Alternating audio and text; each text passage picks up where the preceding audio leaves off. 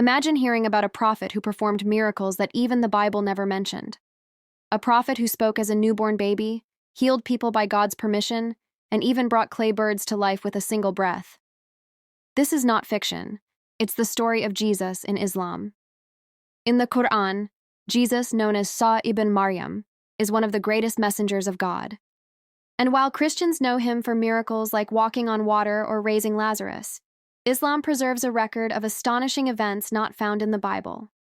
Today, we will explore these unique miracles of Jesus in Islam, miracles that may surprise you and open your eyes to a different perspective.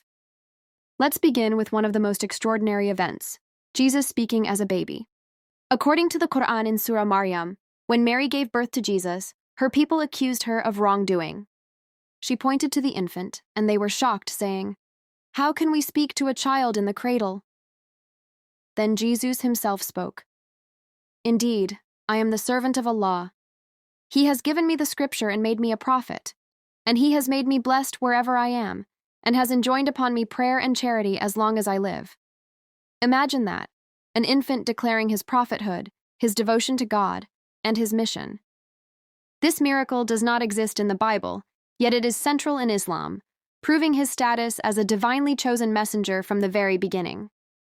Another miracle unique to Islam is the creation of living birds from clay. The Quran in Surah Al-Imran tells us that Jesus said, "I create for you out of clay the shape of a bird. Then I breathe into it, and it becomes a living bird by Allah's permission." Here, Jesus is not portrayed as a god, but as a servant through whom God performs miracles. The Bible does not include this event, yet in Islamic tradition, it highlights God's ability to grant life and confirms that Jesus' miracles were signs of divine power, not personal magic. Now let's move to another miracle, Jesus providing food from heaven. In Surah Al-Ma'idah, the disciples of Jesus requested a sign, asking for a table spread with food from the sky to reassure their faith. Jesus prayed to God, and Allah answered, saying, "Indeed, I will send it down to you, but whoever disbelieves afterwards, I will punish him with a punishment unlike any other." This heavenly feast is not recorded in the Bible.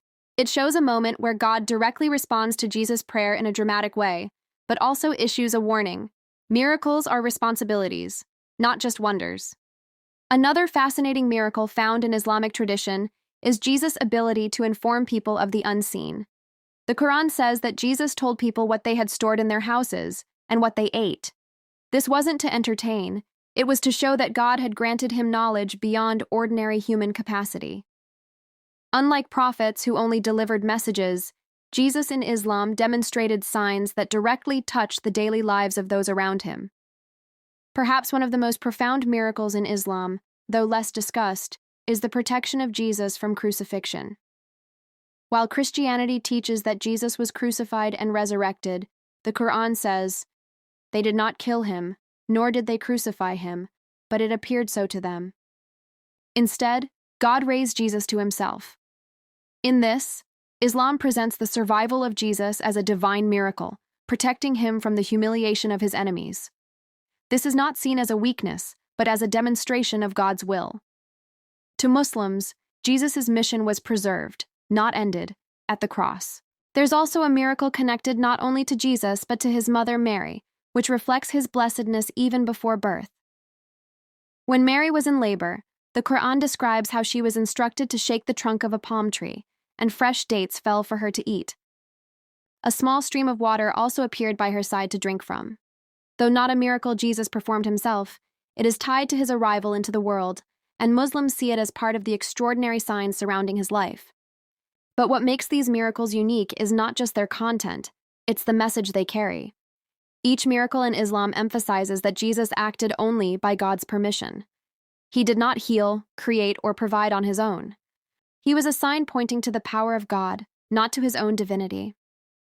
This theme repeats in every miracle mentioned in the Quran, whether healing the blind and lepers, raising the dead, or creating life from clay, it is always by God's permission. Another striking difference between the Bible and the Quran is how Jesus interacts with his followers through miracles.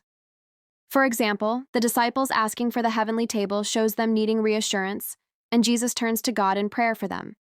It paints him as a servant prophet who constantly directs attention upward, never claiming the miracle as his own authority. In Islamic narrations, there are also reports of Jesus being able to heal not just bodies but hearts, reminding people of the unseen world, guiding them away from material obsession, and calling them to a pure worship of one God. While not always described as physical miracles, these spiritual acts are considered by Muslims to be even greater signs of his mission. If we step back and compare, in Christianity, miracles often highlight Jesus' divinity. In Islam, they highlight his prophethood. In the Bible, walking on water or turning water into wine serve as signs of his unique nature. In the Quran, speaking as an infant, creating clay birds, and the descent of food from heaven are signs of God's ongoing support for his messenger. Both traditions see miracles as extraordinary, but Islam reframes them to emphasize pure monotheism. Let's recap the list of miracles in Islam that are not in the Bible.